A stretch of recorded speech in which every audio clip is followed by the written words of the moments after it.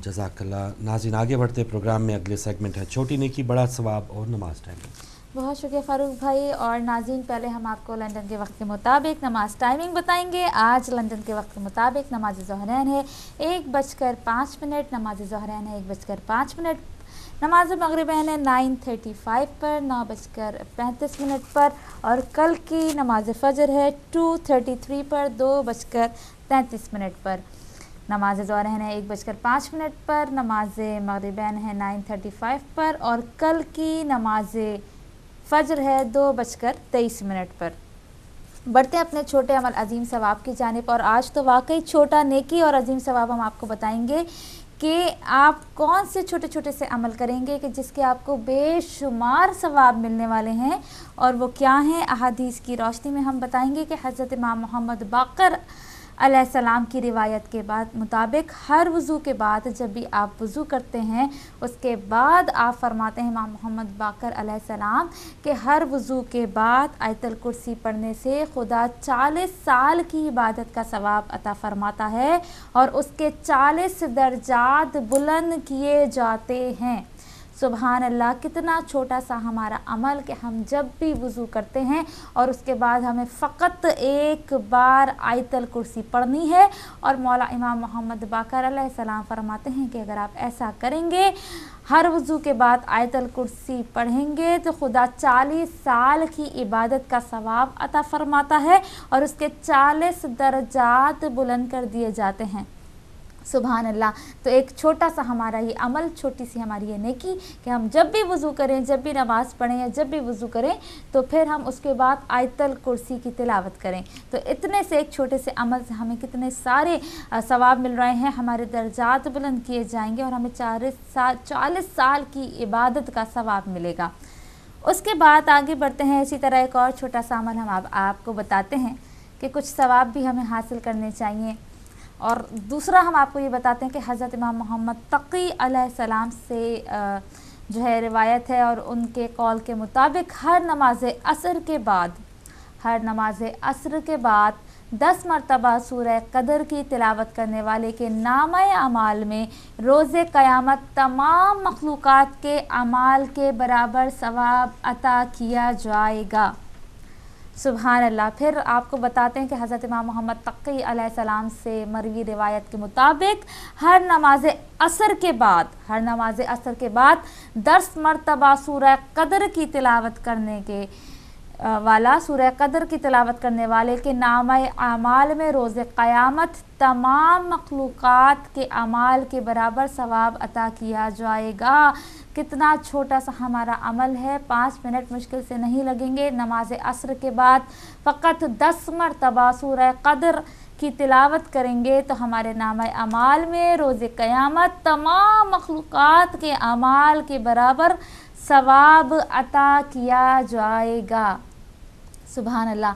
इसके बाद आगे बढ़ते हैं। तीसरा और छोटा सा अमल हम आपको बताएंगे और वो ये है कि अबू बसीर कहते हैं कि इमाम जाफ़र सादिक अलैहिस्सलाम ने फरमाया कि मोहम्मद व आले मोहम्मद सल्लल्लाहु अलैहि वसल्लम पर नमाज ज़ोहर व असर के दरमियान मोहम्मद व आले मोहम्मद पर नमाज ज़ोहर व असर के दरमियान दुरूद पढ़ना 1000 हज के बराबर है। सुभान अल्लाह। इमाम जाफ़र सादिक अलैहिस्सलाम अबू बसीर कहते हैं कि इमाम जाफ़र सादिक अलैहिस्सलाम ने फरमाया कि मोहम्मद व आले मोहम्मद पर नमाज ज़ोहर व असर के दरमियान अगर आप दुरूद पढ़ेंगे तो 1000 हज के बराबर है। सुभान अल्लाह। ये छोटे छोटे से हमारे अमल कि हमें क्या करना है, फ़कत वज़ू के बाद आयतुल कुर्सी पढ़नी है, फ़कत नमाज असर के बाद 10 मरतबा सूरह क़दर की तिलावत करनी है और फ़कत नमाज ज़ोहर व असर के दरमियान मोहम्मद व आले मोहम्मद पर दुरूद भेजना है। ये छोटे छोटे से हम अमल करेंगे तो हमारे जो है खुदा 40 साल की इबादत का सवाब देगा और हमारे 40 दर्जात बुलंद किए जाएंगे और फिर तमाम मखलूक़ात के हमारे नामा अमाल में तमाम मखलूक़ात के अमाल के बराबर सवाब अता होगा। और फिर मोहम्मद व आले मोहम्मद पर जब हम दुरूद भेजेंगे ज़ोहर व असर के दरमियान तो फिर हमें 1000 हज के बराबर सवाब मिलेगा। सुभान अल्लाह। नाज़रीन, मुझे उम्मीद है कि आपने ये नोट कर लिया होगा कि छोटे छोटे से ये हमारे अमल हैं और हमें कितना फ़ायदा पहुंचाएंगे। बढ़ते हैं आज के इसमें आज़म की तरफ, और इसमें आज़म की वही रिक्वेस्ट जो मैंने आप पहले रिपीट किया था, आज उसको रिपीट करेंगे। पहले बताया था, बहुत पहले रिक्वेस्ट आई थी और मैं रिपीट नहीं कर सकी थी, तो आज मैं उसको ज़रूर रिपीट करूँगी। हमने इसमें आज़म बताया था अल मजीदो या मजीदो। इसके बारे में हमने बताया था कि जो शख्स किसी मूजी मर्ज़ में गिरफ़्तार है वो 13, 14, 15 तारीख यानी अयाम बैस के रोज़े रखे और अफ्तार के बाद बकसरत इस इस्म को पढ़ा करे और पानी पर दम करके पिए। इंशाअल्लाह उसे शिफा नसीब होगी। और वो इसमें आज़म था या मुजीदो या अल मजीदो। आप कोई भी ये पढ़ लें, अल मजीदो पढ़ लें या मजीदो पढ़ लें, बकसरत पढ़ना है, कोई इसकी तादाद नहीं है। 13, 14, 15 किसी भी इस्लामी तारीख़ में आप 3 दिन रोज़े रखें और अफ्तार के बाद बकसरत इसको पढ़कर पानी में दम कर कर पिए। जो भी शख्स किसी मूजी मर्ज़ में मुब्तला होगा उसको शिफा नसीब होगी इंशाअल्लाह। और आगे बढ़ते हैं आज की नादे अली की तरफ। आज हम इसको थोड़ा सा मुख्तसर वक्त दे रहे हैं, ताकि मुख्तसर आज हम इसलिए कर रहे हैं, प्रोग्राम थोड़ा सा लेट हो गया था। हर चीज़ हम चाह रहे हैं कि हो जाए, फ़ायदे की बात भी प्रोग्राम में शामिल हो जाए, इसीलिए हम बढ़ते हैं अपनी नादे अली की तरफ। और आज हम आपको नादे अली बताएंगे कि एक तो शकी बहुत होती हैं ख़वातीन, सीधी बात है, सच्ची बात है। इसमें कोई शक नहीं है कि वाकई ख़वातीन में शक होता है। मर्द भी शक, वो एक अलग किस्म का शक होता है जो मर्द करते हैं, लेकिन ख़वातीन को ज़्यादातर शक ये होता है कि जादू करा दिया है। लेकिन जादू बिल्कुल होता है, बाज़ औक़ात हकीकतन जादू होता है और बाज़ औक़ात हमारे दिल में सिर्फ शक ही होता है कि जादू करा दिया गया है। लेकिन अगर जादू है या नहीं है, या आपको ऐसा लगता है कि जादू हो गया है, उस सूरत में भी आपको नादे अली कैसे पढ़नी है और कब पढ़नी है वो हम आपको बताएंगे। कि हर रोज़ नमाज इशा के बाद 20 मरतबा नादे अली पढ़ने से सहर व जादू असर नहीं करता, और अगर जादू किया हुआ भी होगा तो वो भी टूट जाएगा, उसका असर भी टूट जाएगा। फ़कत हर रोज़ नमाज इशा के बाद आप नादे अली पढ़ें, आप पर जादू होगा तो उसका असर ख़त्म हो जाएगा और फिर आप महफूज हो जाएंगे। सहर व जादू का असर आप पर नहीं होगा। इसको अपनी रूटीन में बना लें। बहुत कम वक्त लगता है। हर रोज़ नमाज इशा के बाद फ़कत 20 बार आपने नादे अली पढ़नी है, और फिर सहर व असर का कोई सहर व जादू का कोई असर आप पर नहीं होगा। ये था छोटा अमल अजीम सवाब। बढ़ते हैं फारूक भाई की जानिब। जी, बहुत शुक्रिया नाज़रीन। और ताज़ा तीन ख़बरों में जो अभी की ताज़ा तीन ख़बर है, सदर ज़रदारी साहब मुल्तान पहुँचे हैं साबिक़ वज़ीर आज़म यूसुफ़ रज़ा गिलानी साहब से मिलने के लिए, और वज़ीर आज़म साहब चीन में हैं। तो बहुत सी ताज़ा तीन ख़बरें भी हैं।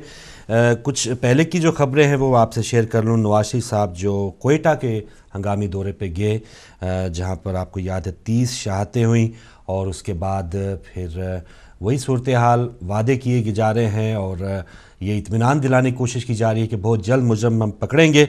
नवाज़ शरीफ का वहाँ पे बयान था कि 20 गलियों और बाज़ारों पर मुश्तमिल शहर कोयटा में अमन व अमान कायम रखना कोई मसला नहीं होना चाहिए।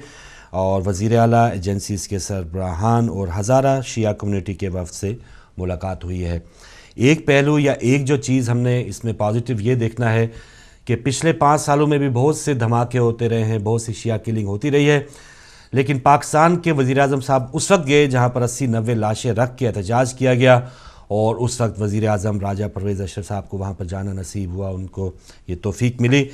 इसमें पॉजिटिव ये है कि नवाज़ शरीफ साहब चले वहाँ पर गए हैं और उन्होंने हज़ारा कम्युनिटी शिया बरादरी से मुलाकात भी की है, और ये बताया है कि ये कोयटा इतना बड़ा शहर नहीं है कि जिस कदर लाहौर या कराची है या दीगर पाकिस्तान के शहर हैं, और उस पर अमन व अमान कायम रखना एजेंसीज़ के लिए या पुलिस के लिए, लेवीज़ के लिए कोई इतना मुश्किल काम नहीं होना चाहिए। एक बात यह है कि अब इस ऑर्डर को या इस हुक्म को वो एजेंसीज़ या वो जो अहलकार हैं, सिक्योरिटी इदारे हैं, वो किस तरह से लेते हैं या बिल्कुल एक लाइट। लेकिन नवाज़ शरीफ साहब का कहना है कि वो आइंदा भी ये तमाम मॉनिटर करते रहेंगे कि आया क्या इक़दाम किए गए हैं, किस तरह से दहशतगर्दों से निपटने की बात या किस हवाले से वो जो ऑपरेशन हैं वो जारी रखे हुए हैं। तो ये तमाम उन्होंने कहा कि ये इस पर वो ख़ुद भी नज़र रखेंगे। एक पॉजिटिव पहलू, लेकिन एक जो नेगेटिव पहलू यही है कि नवाज़ शरीफ साहब ने वहाँ जाके जिस तंजीम ने یہ اقرار کیا کہ وہاں پر ہم نے خود حملے کیے، اور ہمیشہ سے وہی اقرار کرتی رہی ہے لشکر جھنگوی، اس حوالے سے انہوں نے ایک لفظ بھی بات نہیں کی، اور انہوں نے نام لے کر اس دہشت گرد تنظیم کی کوئی مذمت نہیں کی۔ تو یہاں پر یہ لگتا ہے کہ نواز شریف صاحب جو ہیں وہ شاید دونوں کشتیوں پہ ابھی تک بھی سوار ہیں، جو ان کو پاور ملنی تھی، عوام نے جو ان کو پاور دی ہے وہ ان کے پاس ہے، اور اب کوئی بھی ایسی بات نہیں رہی کہ ان کے پاس اختیار کی کمی ہے یا ان کے پاس کوئی اختیار نہیں ہے۔ نواز شریف صاحب کے پاس سب اختیارات موجود ہیں، تو پھر کیا وجہ ہے کہ دہشت گرد تنظیم کا وہ نام لیتے ہوئے ابھی بھی لڑکھڑا رہے ہیں؟ تو مجھے یاد آ رہا ہے رحمان ملک صاحب کا پرانا وہ بیان کہ لشکر جھنگوی کا نام لیتے ہوئے میاں برادران کی زبان جو ہے وہ لرزتی ہے۔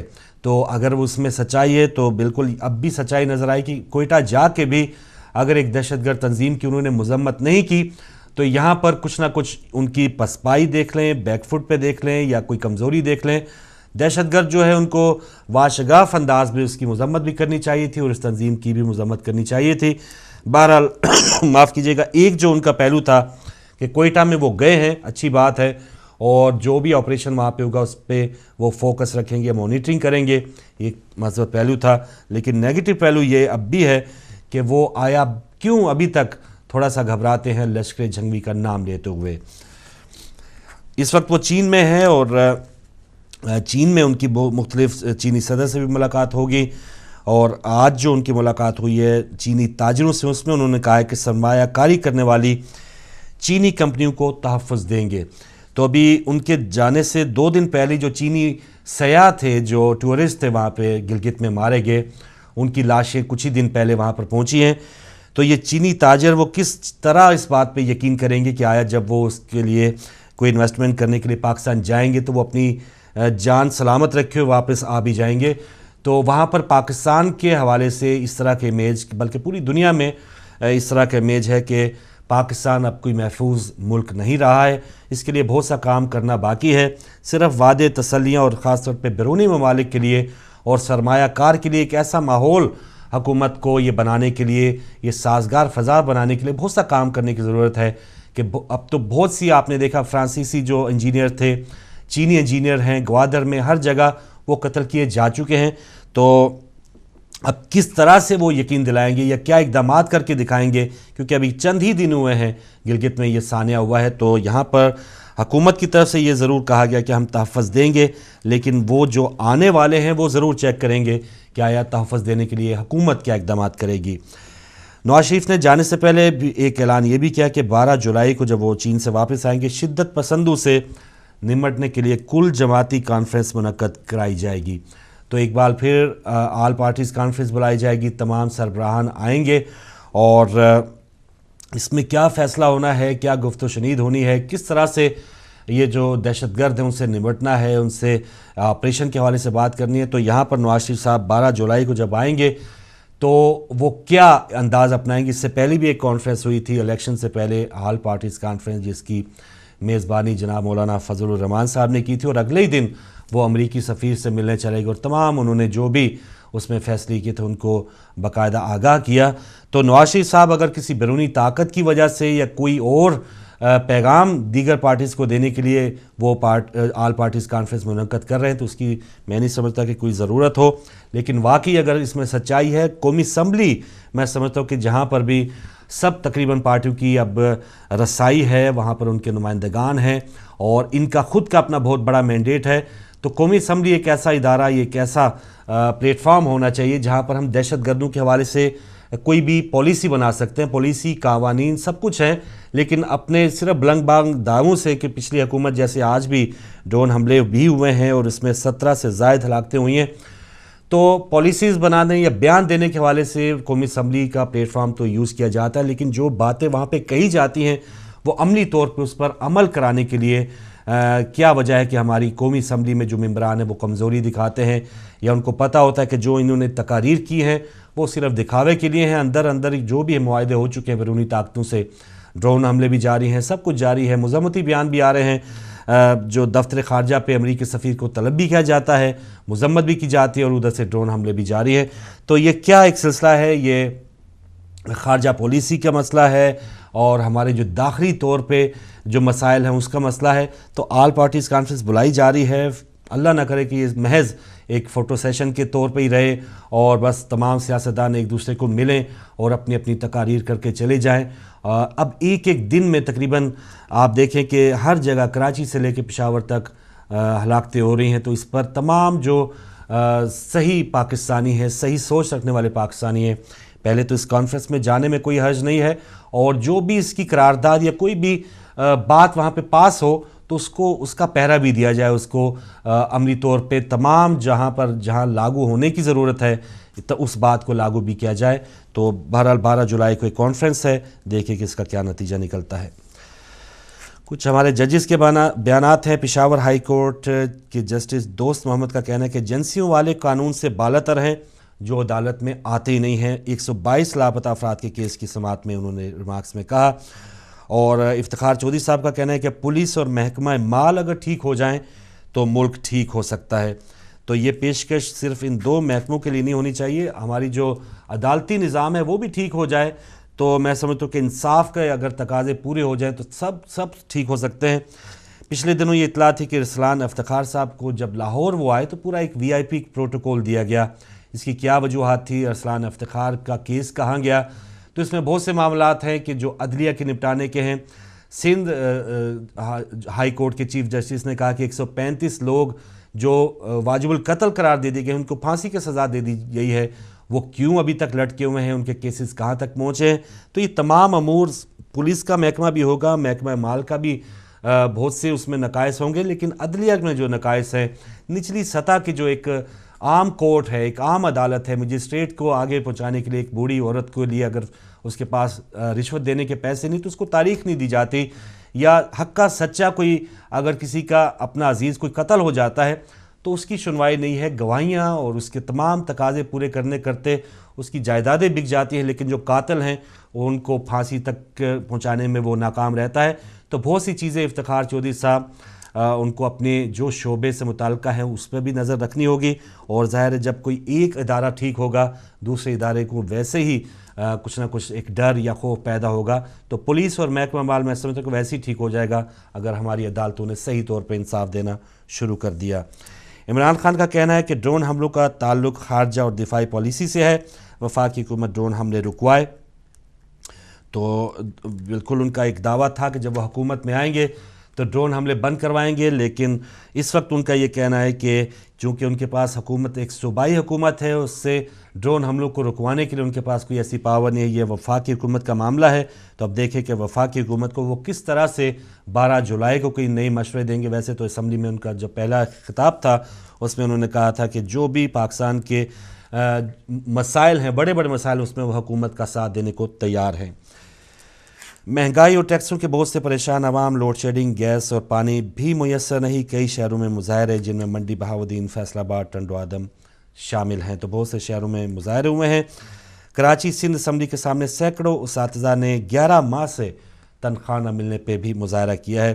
تو ہمارے سیاستدان جو ہے وہ کروڑوں کے قرضے آپس میں مل بیٹھ کے ایک دوسرے کے معاف کر دیتے ہیں, لیکن اساتذہ کو 11 ماہ سے تنخواہ نہیں ملی. یہ بھی ایک عجیب و غریب بات ہے. ہم تعلیم کی بات کرتے ہیں, جو ہماری لٹریسی ریٹ ہے اس کی بات کرتے ہیں, لیکن ہمارے اساتذہ کا کیا حال ہے, کیا ایک ان کی اگر گھر میں کوئی کھانے پینے کا یا آٹے کی قلت ہوگی یا کھانے پینے کی اشیاء کی قلت ہوگی اور یہ معاشی مجبوریاں ہوں گی تو وہ کس طرح سے وہ بچوں کو اپنا جو ایک فریضہ ہے وہ صحیح طور پہ وہ سر انجام دے پائیں گے. تو ویسے بھی اساتذہ کی وہاں پہ تنخواہیں کم ہیں, لیکن 11 ماہ سے جو کم ہیں وہ بھی نہیں ملی. تو سندھ حکومت کو چاہیے کہ اپنے جو اخراجات وہ کم کر کے ان اساتذہ کو ضرور تنخواہیں دے. انٹرنیشنل خبروں میں کینیڈا کی پارلیمنٹ کو بم سے اڑانے کا منصوبہ ناکام, 2 گرفتار. چین میں ایک فلپائنی عورت کی منشیات اسمگل کرنے کے جرم میں پھانسی دے دی گئی, اور غیر ملکی جنگجو شام سے نکل جائیں اور باغی ہتھیار پھینک دیں, یہ کہا شامی فوج کے سربراہ نے. انڈین حکومت نے 80 کروڑ افراد کے لیے سستا اناج فراہم کرنے کا پروگرام تیار کیا ہے. ہر ماہ 5 کلو سستا اناج 80 کروڑ افراد کو دیا جائے گا, اور اس بل کو اسمبلی میں, پارلیمنٹ میں وہ پذیرائی نہیں ملی اور اس کو پسپائی اختیار کرنا پڑی حکومت کو. اسی وجہ سے ایک آرڈیننس کے ذریعے اس بل کو نافذ کیا گیا ہے. تو اس پر جو اپوزیشن ہے, اس تمام جو ایک سکیم ہے, جو سستا اناج سکیم ہے, اس کو ایک سیاسی چال قرار دیا ہے. تو ویسے بھی اگلے سال انڈیا میں الیکشن ہے, تو 80 کروڑ افراد اگر جو موجودہ حکومت ہے اس کے کچھ تھوڑا سا بھی ان کے لیے نرم گوشہ پیدا ہو گیا تو آئندہ الیکشن میں جس طرح سستی روٹی یا اس طرح کی اسکیمیں پاکستان میں بنی ہیں تو شاید اس کا کوئی مثبت پہلو کانگریس حکومت کے لیے بن پائے، لیکن اپوزیشن جماعتوں نے اس بل پہ سخت تنقید کی ہے۔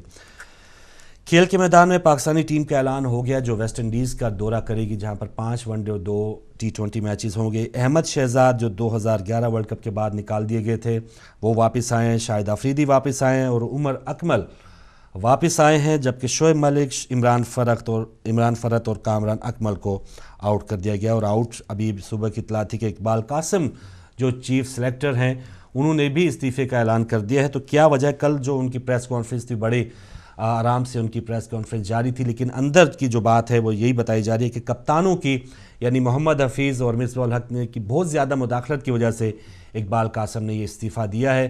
لیکن کیا یہ اچھی بات ہے؟ اگر انہوں نے استعفیٰ دینا تھا تو چیمپئنز ٹرافی میں 3 میچ ہارنے کے بعد وہ استعفیٰ دے دیتے۔ ایون کل کا جو ایک سیشن ہوا، ان کا اجلاس ہوا، ٹیموں کے اعلان سے پہلے استعفیٰ دے دیتے، لیکن اقبال قاسم نے یہ ٹیم کا اناؤنسمنٹ کے بعد استعفیٰ دیا ہے۔ اور اب دیکھتے ہیں کہ PCB کے جو قائم مقام چیئرمین ہے اس وقت نجم سیٹھی صاحب، وہ کس کو نیا چیف سلیکٹر بناتے ہیں۔ تو یہ ایک اطلاع تھی کرکٹ کے حوالے سے۔ ویمبلڈن ٹورنامنٹ کے حوالے سے اینڈی مرے نے سیمی فائنل تک رسائی حاصل کر لی ہے۔ فرنینڈو وارڈاسکو کو کل بہت ہی ایک سنسنی خیز میچ میں انہوں نے پہلے 2 سیٹ ہارنے کے بعد 4-6، 3-6، 6-1، 6-4 اور 7-5 سے کامیابی حاصل کی ہے۔ اور اس ٹورنامنٹ میں آپ کو پتہ ہے رافیل نڈال اور راجر فیڈرر پہلے ہی باہر ہو چکے ہیں، تو بہت سنہری موقع ہے اینڈی مرے کے لیے کہ وہ اپنی قوم کے لیے اس میں کامیابی حاصل کریں۔ تو یہ کھیل کی خبریں تھیں۔ کچھ اخبارات کی جو ہیڈ لائنز ہیں یہاں کی وہ میں آپ سے بتاتا چلوں۔ بڑی سرخی یہ ہے کہ حکومت مشرف کے خلاف آرٹیکل 6 کے تحت جلد کارروائی کرے، یہ عدالت کا حکم تھا۔ پتہ نہیں ایک شخص پر الزام آتا ہے، یہ 483 پر آئین کے تمام تقاضے پورے کیے جائیں گے۔ جسٹس جواد خواجہ غداری مقدمہ درج کرنے کے متعلق تمام درخواستیں نپٹا دیں۔ تو یہ عدالت کا یہ جو کہنا تھا کہ وہ جلد سے جلد آرٹیکل 6 کا جو بھی مقدمہ ہے اس کو کمپلیٹ کرے گی، اور عدالت کو اس سے کوئی سروکار نہیں ہے کہ ایک بندے پر اس کا الزام آتا ہے یا 483 بندوں پہ۔ تو ایک یہ بھی تھا کہ یہ ایک الگ بحث ہے کہ وہ آیا 3 نومبر سے یہ کیس کا اطلاق شروع کیا جائے یا 12 اکتوبر سے۔ تو بہرحال جو بھی ججز کے حوالے سے یہ پازیٹیو رسپانس آیا ہے کہ وہ تیار ہے کہ اگر ایک بندہ کیا کہ جتنا بھی بڑا پینڈوراز باکس کھلنا ہے وہ کھل جائے، اس پر ان کو کوئی حیرانگی یا اس کو کوئی ڈر خوف نہیں ہے۔ جو افغانستان کے آرمی چیف ان کا کہنا ہے کہ طالبان ہمارے کنٹرول میں نہیں، پاکستان پر انہوں نے الزام لگایا کہ یہ تمام جو طالبان ہیں یہ پاکستان اور امریکہ کی وجہ سے افغانستان کا امن و امان خراب کیے ہوئے ہیں۔ تو یہ ان کا ایک اپنا ذاتی ہے، ایک عجیب و غریب ان کا بیان تھا۔ صدر زرداری صاحب کا کہنا ہے کہ قبائلی علاقوں میں غیر ملکی جرائم پیشہ قوتیں سرگرم ہیں اور جمہوریت کے لیے فاٹا کی عوام کی قربانی کو نہیں بلایا جا سکتا۔ تو زرداری صاحب جو ابھی چند مہینوں کے صدر رہ گئے ہیں تو وہ فاٹا اور یہ تمام ایک ایسے غیر متعلقہ سے بیان ہے۔ آج وہ ملتان گئے ہیں، اب دیکھیں کہ وہ ان کی پارٹی دوبارہ کم بیک کس طرح کرے گی۔ سب سے بڑا چیلنج تو ان کے لیے یہ ہونا چاہیے۔ یہ مصر کی خبریں بہت اہم تھی، اور جو صدر مرسی ہیں ابھی سال ہوا ہے ان کو تحریر اسکوائر، جو مشہور تحریر اسکوائر جس کی مثالیں ہم بھی دیتے رہے ہیں کہ اسلام آباد میں بھی تحریر اسکوائر بنا دیں گے اور یہ اسے اینٹ سے اینٹ بجا دیں گے، لیکن وہاں پر مصر کے جو رہنے والے ہیں انہوں نے 1 سال پہلے مرسی حکومت کو قائم کیا اور حسنی مبارک کی حکومت کو ختم کیا، لیکن 1 سال کے دوران ہی مرسی حکومت کے خلاف تمام عوام ہو گئی، اور اس بار جو ہے وہ رات کو ایک بار پھر وہاں کی فوج نے تختہ الٹ کے مرسی کو گرفتار کر لیا ہے اور نئے انتخابات کیا۔ ابھی فی الحال کوئی اعلان نہیں ہوا، لیکن عوام کی وہاں پر ایک طاقت کا ایک مظاہرہ ضرور دیکھا ہے کہ 1 سال کے اندر اگر اس عوام نے یہ دیکھا کہ مرسی کو ان کو بنانے میں اگر وہ کامیاب ہوئے تو تھوڑے ہی دنوں میں وہ ہٹانے میں بھی کامیاب ہو گئے ہیں۔ تو بہت بڑی مثال مصر کی عوام نے دی ہے۔ ڈرون حملوں کے حوالے سے 18 افراد کی ہلاکت، پاکستان کا امریکہ سے احتجاج۔ تو یہ زینت تو بنتی ہے یہ احتجاج اور یہ تمام الفاظ اخبارات میں، لیکن یہ احتجاج میں کتنا وزن ہے، امریکن اس کو کس قدر ٹھوس یا کس قدر اہمیت دیتے ہیں وہ ہم سب کے سامنے ہے۔ جتنی دیر میں خبر پڑھ رہا ہوں یہ بھی ہو سکتا ہے کہ ایک اور ڈرون پاکستان کی حدود میں داخل ہو چکا۔ تو یہ خبروں کی زینت ضرور ہوتے ہیں، لیکن پاکستان کی حکومت کیا کر رہی ہے، کیا کرے گی، یہ بھی ایک ہم سب کے سامنے ہے کہ کہیں نہ کہیں کوئی بیک فٹ پہ ہے. یہ نواز شریف صاحب بھی یہ نہیں کہتے کہ ڈرون حملے بند کر دیے جائیں, یہ کہتے کہ بند ہونا چاہیے. تو عجیب و غریب ان کا یہ سٹانس ہے. آگے بڑھتے ہیں پروگرام میں, جانتے ہیں آج کی فائدے کی بات. بہت شکریہ فاروق بھائی. جی ناظرین, آج کی فائدے کی بات میں ہم آپ کے ساتھ شیئر کریں گے ہیڈ ایک پرابلم, مائیگرین پرابلم, جس کو جہاں بھی ہے. پہلے ہمیشہ ہم وہی بات کہتے ہیں کہ پہلے آپ اپنے ڈاکٹر سے ضرور رجوع کریں, اپنے جی پی کے پاس ضرور رجوع کریں. آج اس کا پہلا پارٹ ہم آپ کے ساتھ شیئر کریں گے اور سیکنڈ پارٹ ہم اس کا کل آپ کے ساتھ شیئر کریں گے. کچھ چیزیں ہم آج بتائیں گے, کچھ چیزیں کل بتائیں گے, کیونکہ ایک لانگ ٹاپک ہے ہیڈ ایک اور مائیگرین. ایک وقت میں یا 5 منٹ میں اس کو ہم کور نہیں کر سکتے. کچھ چیزیں ہم آج بتائیں گے تاکہ آپ نوٹ کر لیں, اور کچھ ویری افیکٹو چیزیں ہم آپ کو کل بتائیں گے تاکہ کل آپ وہ نوٹ کر لیں. دونوں چیزیں جو آپ کو صحیح لگے وہ آپ بہتر کریں, لیکن وہی ایک مشورہ جو ہمیشہ دیتے ہیں کہ اپنے جی پی سے ضرور رابطہ کریں, اپنے جی پی کو ضرور بتائیں جو بھی آپ کو پرابلم ہے. اور میڈیکیشن بہت ضروری ہے, اس کے بعد یہ جو ریمیڈی ہم گھر کی بتاتے ہیں پھر آپ اس کو ٹرائی کریں. جناب, ہم نے آپ کو ایک ایکسرسائز بتائی تھی ہیڈ ایک کے لیے, اور وہ مائیگرین کے لیے بھی آپ یوز کر سکتے ہیں. وہ وداؤٹ اینی میڈیکیشن وہ تھیراپی ہے, اور وہ تھیراپی ہم نے بتائی تھی آپ کو. اگر آپ کو کنٹینیوسلی آپ کو ہیڈ ایک رہتا ہے, مسلسل آپ کو سر میں درد رہتا ہے, تو کم سے کم آپ 1 مہینہ اس کو کریں گے.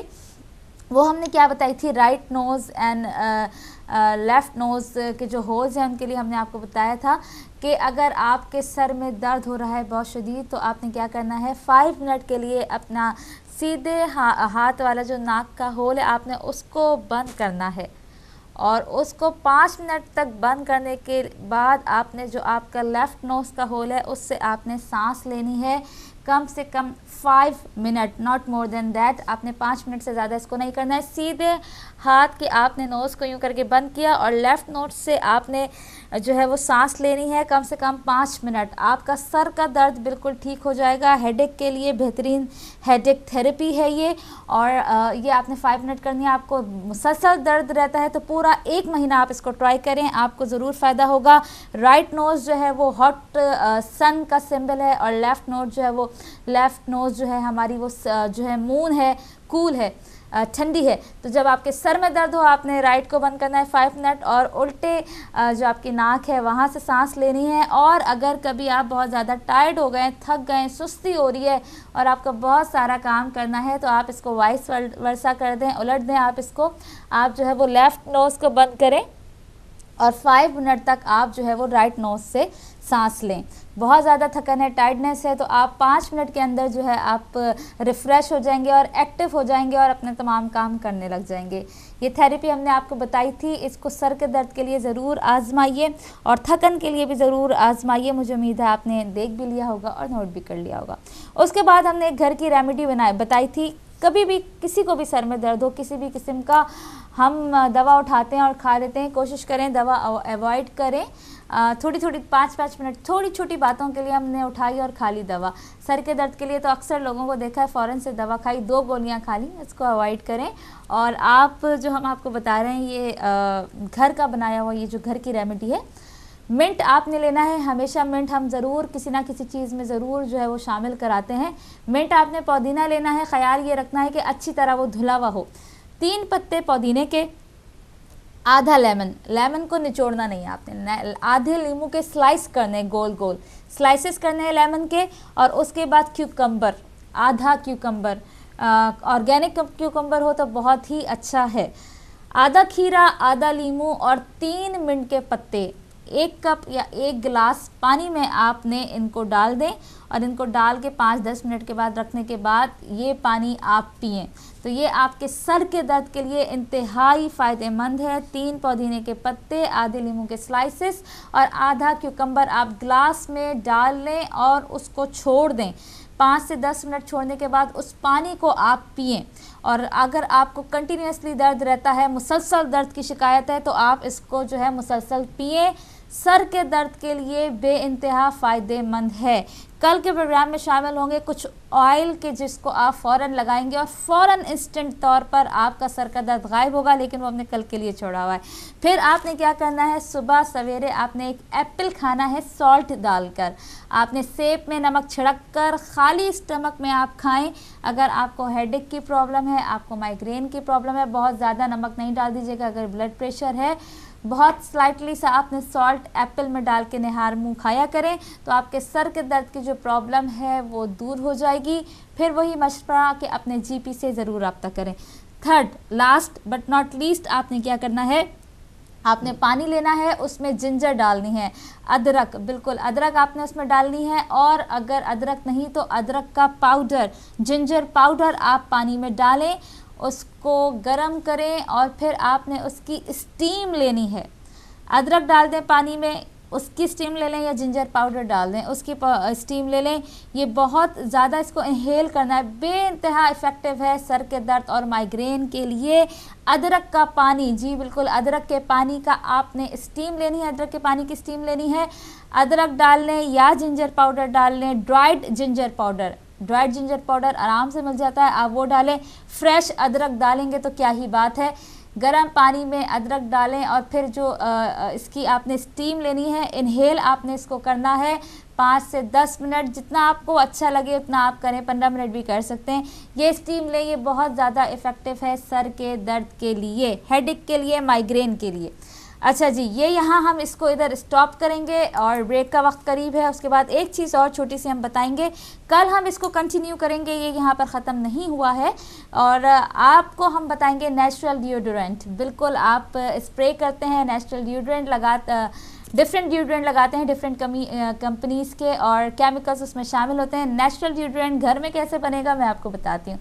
एक होता है लेमन जो येलो कलर का होता है, और एक होता है लाइम जो हरे कलर का होता है, कच्चा लीमू। लाइम जो है हरे कलर का लीमू आप लें, उसका स्लाइस करें पतला थिन सा, और हर फीमेल और मेल सबके लिए ये डिओडोरेंट है। आपने क्या करना है, उसको अपने अंडर आर्म पे लगाना है और बस आप उसको छोड़ दें, और फिर आप कहीं पे भी बाहर जाएं, किधर भी जाएं, एक बहुत अच्छी सी स्मेल आपके पास से आ रही होगी।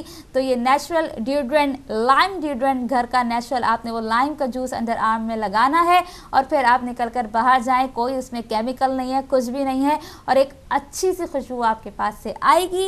ये थी फ़ायदे की बात। बढ़ते हैं फारूक भाई की जानिब। जी बहुत शुक्रिया नाज़रीन, ब्रेक का वक्त है और ब्रेक के बाद जब हम आएंगे, जो कल का हमारा टॉपिक था वेयर इज़ जस्टिस, तो ज़्यादातर हम जैसे इंसाफ की बात करते हैं तो हमारा ज़्यादा रुझान या रुख होता है अदालतों की तरफ, जजेस की तरफ, इस पर भी बात करेंगे। लेकिन सब अपने तय अगर सोचें कि हमारे पास अगर कोई ऐसा इशू या कोई ऐसी बात आती है, कोई हम खबर सुनते हैं, तो क्या हम इंसाफ के साथ उस पर अपनी राय का इज़हार करते हैं या नहीं, इस पर भी आप बात कर सकते हैं छोटी सी ब्रेक के बाद।